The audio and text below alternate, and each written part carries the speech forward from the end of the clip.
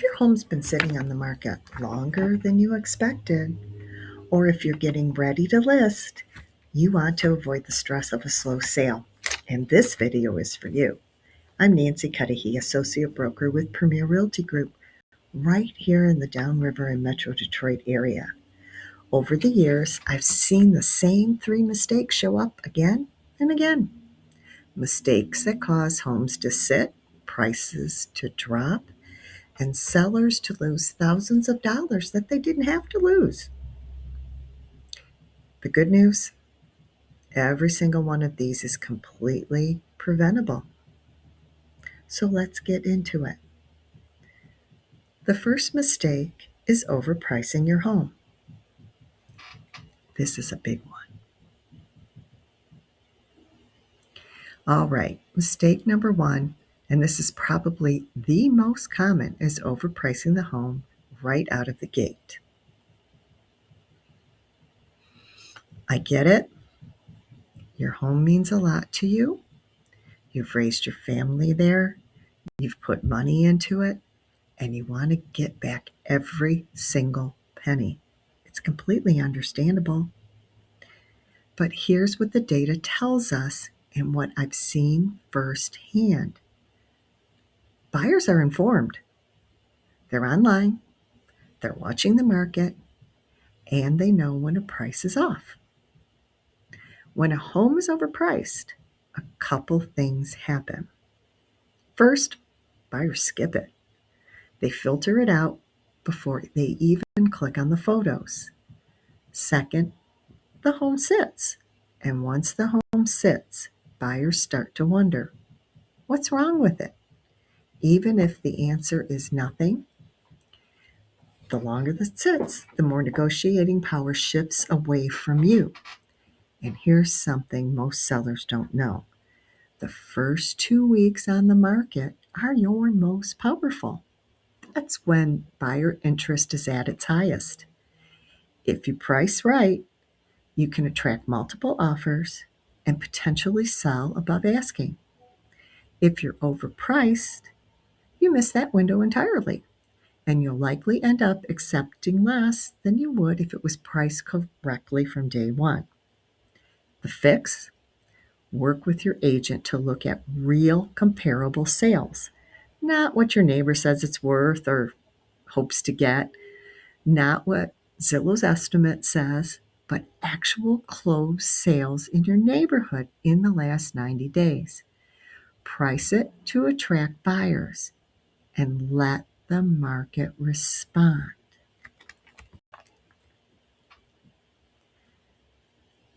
Hey, if you're curious what your home might be worth in today's market here in the Downriver area, just reach out to me. I offer free, no pressure valuations, and I'll walk you through the numbers. My number is right there in the description, 734-658-8653. Now let's keep going. Mistake number two, poor presentations and poor quality photos. Mistake number two is the one that breaks my heart a little every time I see it, and that's presenting the home poorly, especially in the photos. Here's the reality. The first showing of your home happens online. Before anyone ever pulls into your driveway, they've already made a judgment call based on the photos. If these photos are dark, cluttered, or shot with a cell phone at a bad angle, a large percentage of buyers are going to scroll right past, no matter how great the home actually is. You may not even ever get a showing. Now, I want to take this a step further because this is where my background comes into play. I spent a couple of years working alongside a residential builder, walking job sites, understanding how homes are built, what makes them structurally sound, and what makes them well finished. And one thing builders always understood was that presentation sells. A model home isn't just clean, it's staged to help buyers feel themselves living there. The same principle applies to the resale of your home. Here's what I recommend: declutter before you do anything else. Buyers need to see the space, not your stuff. A room with too much furniture actually looks smaller on camera. Clean like you never cleaned before. Floors, window, baseboards. Buyers notice. My kids call it grandma cleaning. It's a step up from surgical scrub room.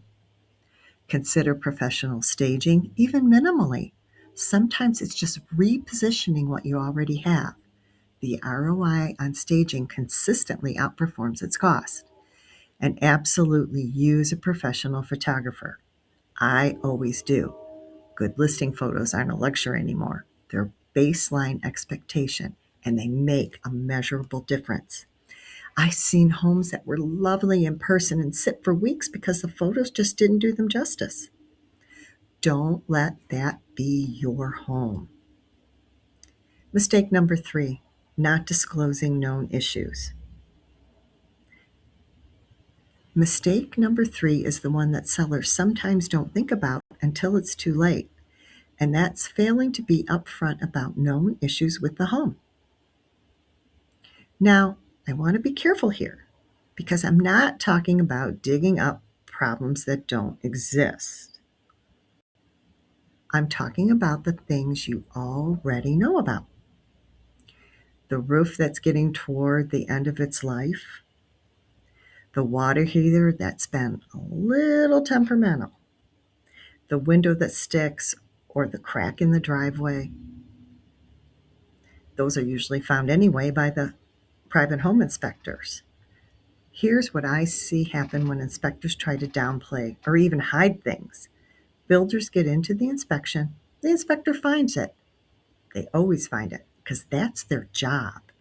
And suddenly, what might have been a small, manageable conversation turns into a major negotiation or a deal falling apart altogether. It's stressful for everyone, and it almost always costs the seller more than being upfront would have. But here's the flip side, and this is the part that changes everything when you do it right. Getting ahead of known issues is actually a competitive advantage. When I work with sellers, one of the first things I do is walk the property with my builder's eye, my engineer's eye. I'm looking at things a buyer's inspector is going to look at. And if we identify something ahead of time, you have options. You can fix it before the listing, which can actually justify a higher asking price. You can price it into the home and disclose it transparently. Or you can leave it as is and let the buyers factor it in themselves. What you don't want is to be caught flat-footed at the inspection time. The sellers who sail through the transaction process, the ones who close on time, without drama, without price reductions after the fact, are almost always the ones who knew their home well enough going in and weren't afraid to be honest about it. That transparency builds buyer confidence, and the buyer confidence closes the deal.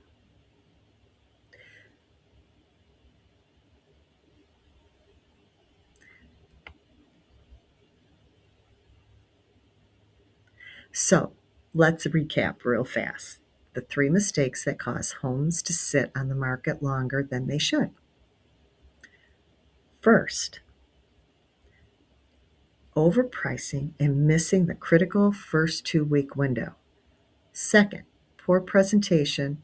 That includes photos that don't do your home justice online.